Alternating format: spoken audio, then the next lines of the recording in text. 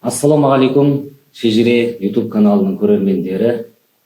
Әрине, біз Ноғай дейтін ел едік, ежелден жатқан ер едік, қалмақ көрсек аламыз, талқан қыл деп едік деп, Едіге эпосында жырлағандай, Едіге батыр кім болған? Яғни біздер көбіміз тарихтан білетініміз Алтын Ордадан Ноғай Орда, Ақ Орда дейтінді оқып білдік. Бірақ тереңірек үңілсек, осы біздің кіші жүзде Ноғай руы дейтін ру бар. Оны бірі кірме ру дейді, бірі кіші жүздің руы дейді. Сол жөнінде талқылаймыз кезекті түсірілімде. Ал енді қарасаңыздар, Ноғай дейтін сөз ол 1260-1300 жылдары Алтын Орданың 5 ханның қолбасшысы болған Ноғай дейтін батырдың аты. Ал сөздік термині Ноғай көк аспанның астында көк бөрі немесе қасқыр деген мағынаны береді екен. Ал негізі Ноғай Ордасының құрылуы көпшілігіңіз білесіздер, Алтын Орда ыдырап, Ақ Орда әлсіреген тұста Ноғай Ордасы құрылды. Оны құрған 1396-1411 жылдар аралығында сол Едіге батыр құрған еді.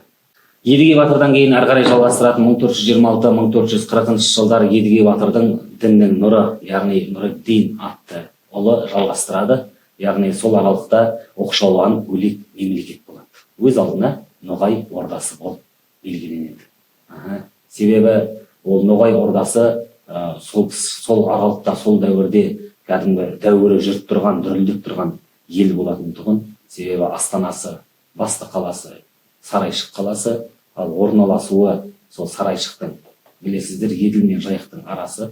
Еділ, Жайық, яғни үстіңгі жағында Сібір хандығы, оның үстінде Қазан хандығы, Астрахан хандығы, Қырым хандығы, ал ең астында жаңа біз қазіргі картамен қарайтын болсақ, Атырау жағында Сарайшық дейтін үлкен қала болған. Әлі күнге шейін белгілі қазіргі уақытқа дейін Сарайшық қаласы сақталып келген. Әрине, Сарайшық қаласында 100 мыңдаған халқы болып, сол дәуірде бірнеше мешіттер болған, бірнеше медреселер болған. Яғни бір білсем 13 мешіт болған екен бір Сарайшық қаласында. Әрмен қарай жалғайық, сол Ноғай Ордасы демекші 1550 жылдар аралығында, яғни Ресей патшасына Астрахан хандығы мен Қырым хандығы қосылуы себепті екіге бөлінеді. Яғни бірі Қырым хандығына, яғни бірі Қазақ хандығына. Ол кезде Ақ Орданың ханы Хақназар хан болатын. Сонымен 17 ғасырда Дон және Жайық казактарының шабуылының әсерінен Ноғайлар бірнеше тапқа бөлініп ыдырайды. Яғни Қырым хандығы мен Түркияға тәуелді болып қалады, яғни түрік сұлтандарына тәуелді болып қалады. Ал 18 ғасырларда, яғни бұл Қырым хандығы Ресейге қосылуының әсерімен бірі Түркияға Ноғайлардың, ал кейбірі Қазақ хандығына, кейбірі солтүстік Кавказға, кейбірі Башқұртқа жан-жаққа тарап кетеді. Ал сол тұста 17-18 ғасырларда Қазақ хандығына келгенде Ноғайлар қай жүзде кірді, яғни қай ханның тұсында. Онымен әрмен қарай өрбітетін өзіміздің белгілі қонағымыз Мұратбек қажы, Асан мешітінің бас имамы. Қош келдіңіз, аға. Енді біздің шежіремізде кіші жүзге келіп қосылғанын айтылады. Онсан оймауыт, тоғызсан торғауыт дейді. Енді онсан оймауыттың ішінде осы Ноғайлар, осының төрт атасы Қояс, Үйсін, Қостаңбалы, Қазанқұлақ деген төрт тайпасының өкілдері келіп, Үйсін Дойнаш батыр бастаған адамдар бізге келіп, Марал ханның заманында кіші жүзге қосылды. Марал хан Берсуының ішінде Себек тайпасының Бөрбас бөлімінен Саржала батыр Жанбайұлы деген батырға тапсырады, осы Ноғай бауырларымызды орналастырды. Қазір Ақтөбе облысы Темір ауданының жерінде Айдархан қолтығы деген жерде осы төрт тайпа Ноғай бауырларымызға қоныс етіп беріп, сол жерге орналасады. Жаңа Онсан Оймауыт дегенде, не болды? Онсан Оймауытта сол жаңа Темір ауданында тек қана төрт тайпасы емес шығарды. Сол төрт тайпасынан келген. Негізі қосымша айтқанда Онсан Оймауыт дегенде, бұның Онсан Оймауытқа неге Онсан Оймауыт дегені, ол Шайзада, Шаймардан, сосын Дулат, Қазбек, Қияс, Қосын, құлақ, үйсін, сосын тама, қапқай деген бөлім екен. Соның тек төрт буыны ғана бізге келген болып тұр ғой да. иә осы төртеуінен келген әлі күнге шейін сол кездегі ноғай қазақұлының қорас тайпасынанбыз, үйсін тайпасынанбыз, қостаңбал тайпасынанбыз, қазанқұлақ тайпасынанбыз деп айтып шешімдері солай жалғасып келе жатыр. Енді әр осы бөліміне әрқайсысына тоқталайықшы. Мысалға неге қосын деп аталған, қазір көбі үйсіннен басқасы өзгеріске ұшыраған дейді. Қосын, құлақ, қияс. Яғни ол қазір өзіңіз айтып отырған жаңағы қазанқұлақ, қостаңбалы, қояс деген мағынада.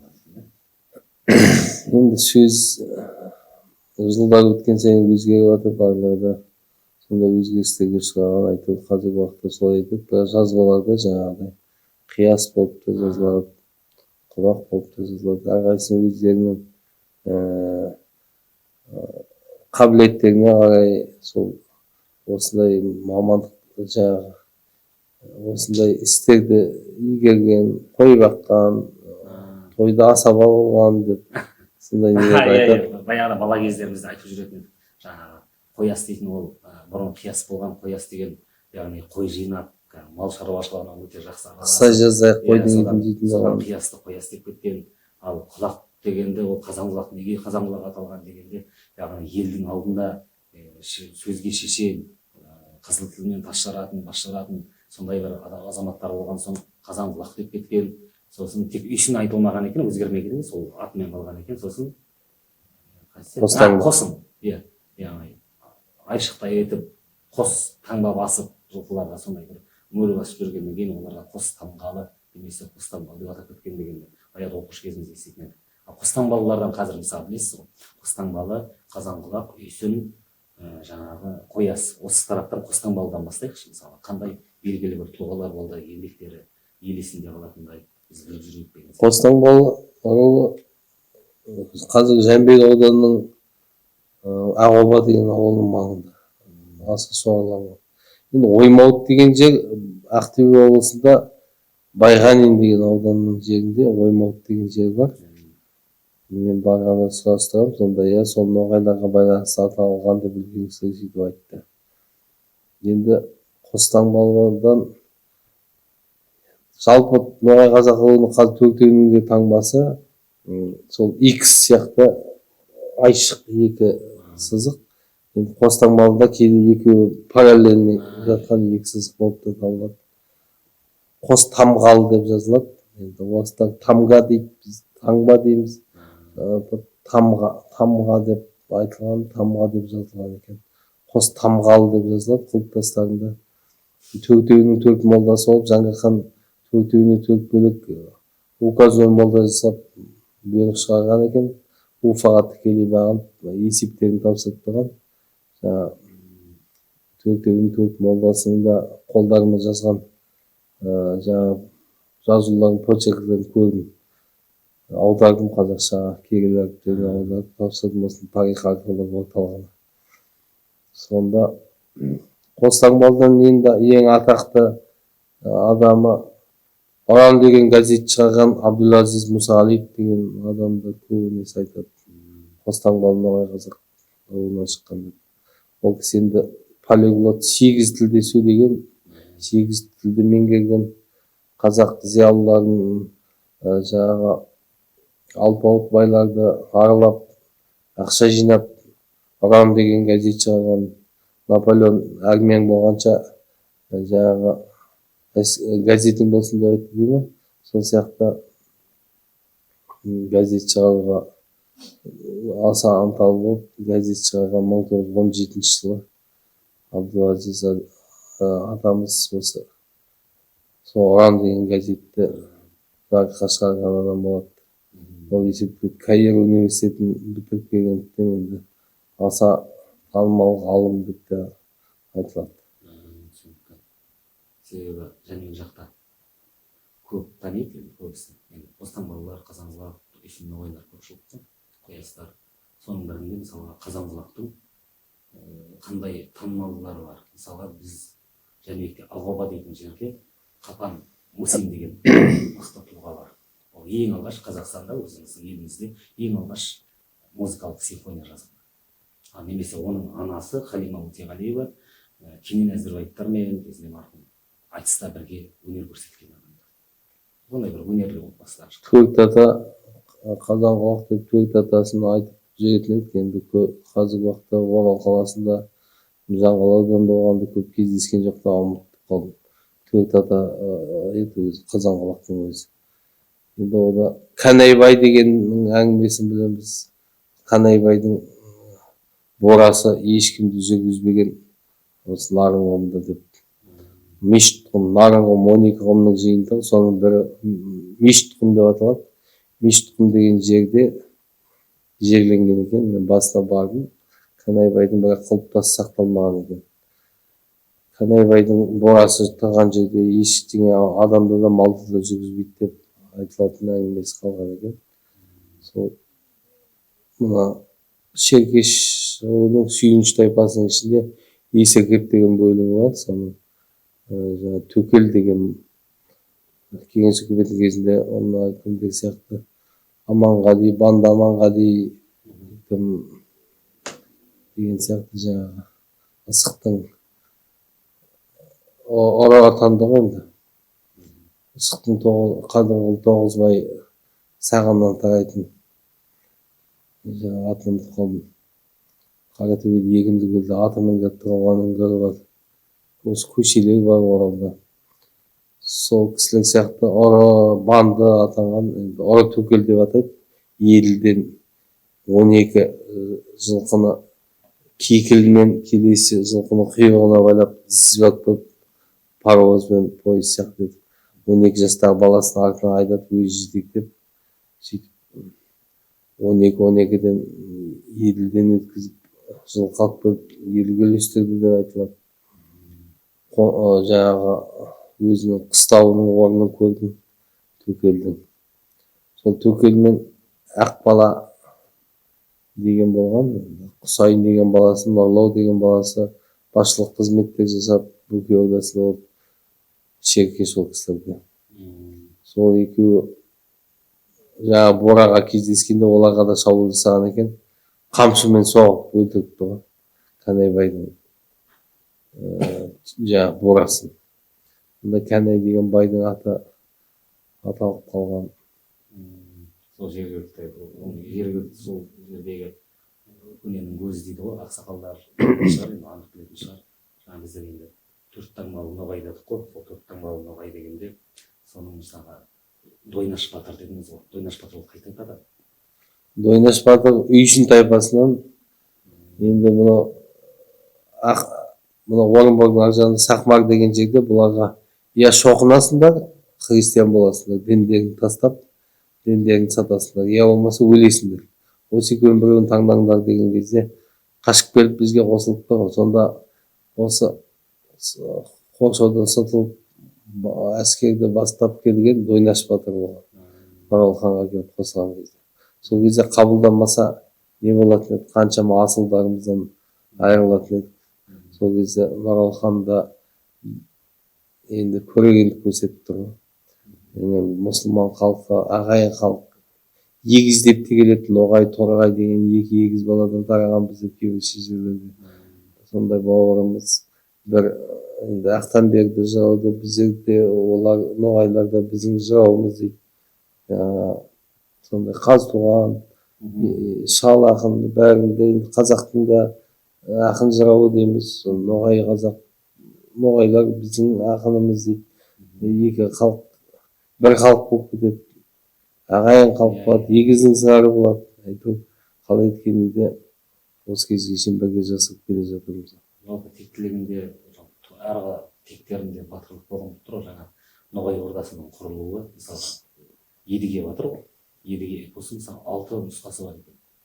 6 оны Қаныш Сәтбаевтың бір нұсқасында, Шоқан Уәлихановтың нұсқасында, сосын әр орыс тарихшыларының нұсқаларында. Әртүрлі нұсқа, бірақ ішінде Едігенің батырлық туралы, Ноғай ордасының құрылуы туралы, сосын ішінде анадай бір жол бар.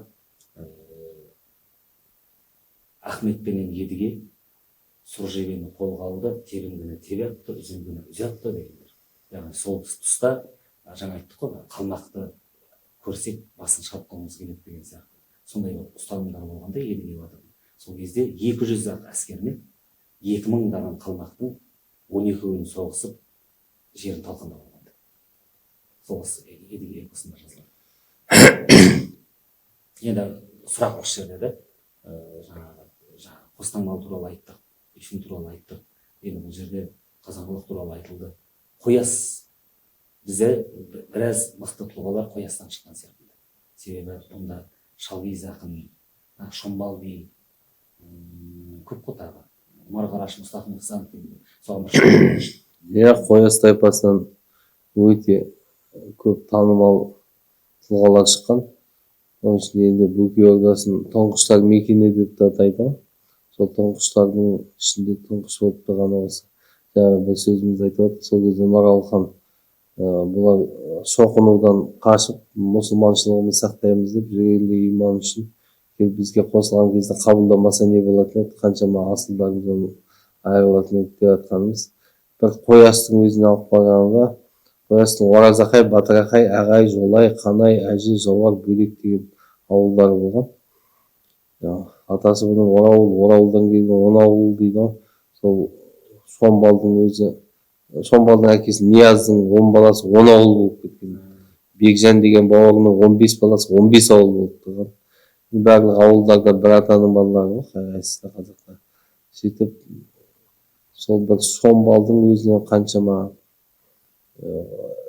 тұңғыштар тұлғалар шықты. Шомбалдың өзі 1727 жылы Жәңгір хан хан кеңесін құрған. Хан кеңесінде 12 сұлтанды өзі тағайындайды, 12 биді әрбір рудан бір би сайланып шығады. Сол кезде 1827 жылы мысалы Шеркеш руынан Мүсіреп би Айдабол деген Жақой Шеркеш Жәңгір ханның Жүзім деген әйелінің әкесі Әсіреп болса, Әсірептің інісі Мүсіреп би болған, Шеркештің бас би болған. Одан кейін жаңағы Шолтырдың басы Мақаш правительдігі ауады. Бірақ 1827 жылы Мақаш әлі 3 жылдан кейін дүниеге келді, ол кезде Мақаш жоқ. Осы Мүсіреп би Айдабол болған. Балқы Құдайбергенұлы деген Беріш руының биі осы 1827 жылы сайлауда. Жәңгір ханның қасында 12 бидің бірі. Боздақұл деген кетенің майлысы, майлының Төлей деген майлы кетенің бәйбішесінен туған Алдабергеннің ұрпағы Боздақұл деген болған. Шеркеш Сығыруының биі Жантөре Ақтанұлы деген, Байбақты руының Қонажан Сапағұл деген осындай билермен бірге Ноғай қазақ руының әрі сұлтаны, әрі биі болып Шомбал би Ниязұлы тағайындалған. Ол енді басқа рулардан сұлтан болмайды. Сұлтан тек Жәңгір ханның ағайындары, Шыңғыс ханның ұрпағы.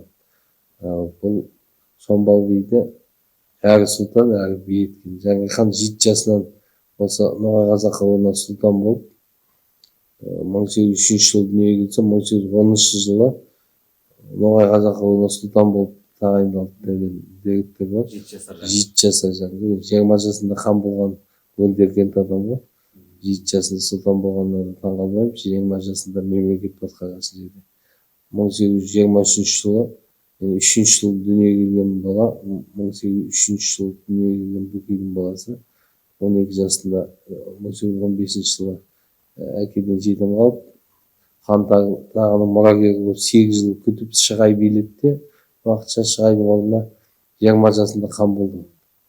Сонда Жәңгір хан өзінің төлеңгіттері есебінде осы Ноғай қазақтарды жанына тартып, аса көтермелегенге ұқсайды. Сондан әрі сұлтан, әрі би болып Шомбал би.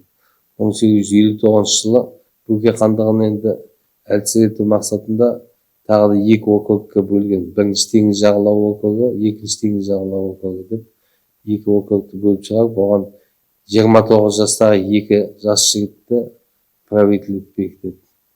Біреуі Бекмұхамедов Мақаш Шолтырұлы деген жаңағы қара кемпір Шеркеш дегеніміздің ұрпағы.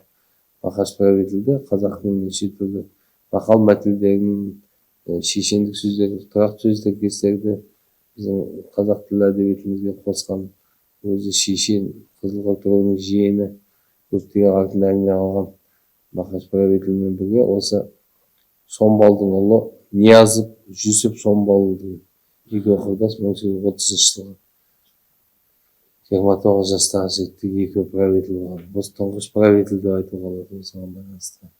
Енді 1917 жылы құрылтай болып, біздің Жайықтың Самар бетінен Ғұмар Қараш қази болып сайланады. Арғы беттен, Бұқар беттен Қайыршақ Ахметжанұлы Баймұхамедов деген кердегі оның өкілі арғы беттен қази болып сайланады. Муфти ғой былайша айтқанда. Екеуі бүкіл ресейлік жаңағы құрылтайға неге барғанда, жиынға барғанда, мұсылмандардың жиыны собрание дейді ол кезде, духовный собрание. Ғұмар Қараш бүкіл қазақ атынан 6 тең дәрежелі муфти болған. Кавказ болсын, башқұрттардан, татарлардан бір муфти болса, біз қазақ халқының атынан бас муфти болған, сонда Ғұмар Қараш. Бірінші рет тұңғыш муфти болып есептеледі. Сондай тұңғыштар өте көп шыққан. Мұстақа Біләлі Ықсанов деген атамыздың ел басқару халқымыз әлі күнге шейін айтып жүреді. Орал облысында обком секретарь дейді, ол кезде обкомның хатшысы болып облысты басқарып, түрлі үлкен мекемелерге өзіміздің қара көздерімізді орналастырып, елді шаңырақтың кімдігі екенін сол кезде ақ танытқан адам деп айтады ғой. Ағайыншыл, ағайындарды іздеп араласып, бір азғантай уақытқа Алматыдан келген кезде ағайындардың үйіне машинамен барып амандасып кеткендерін айтып отырады. Асығыс сүгіс жүргеннің өзінде ағайындарды ел жұртты ұмытпай жүрген еді. Өздері сол Ресей жеріне қоныс аударып кеткен адамдар сол оқу бітіріп сөйтіп келіп жұмыс бабымен қайтып келіп тұрған. Жәнібек хандығының тұсында ноғайлар мен қазақтар туралы енді заманының шоқтығы биік Шоқан Уәлиханұлы былай деп айтады дейді. Ноғайлар мен қазақтар ол екі ағайын орда, яғни екі туыс орда деп атаған. Сол секілді ноғай мен қазақ бір туған деп біздің бабаларымыз деп келіп барады. Сол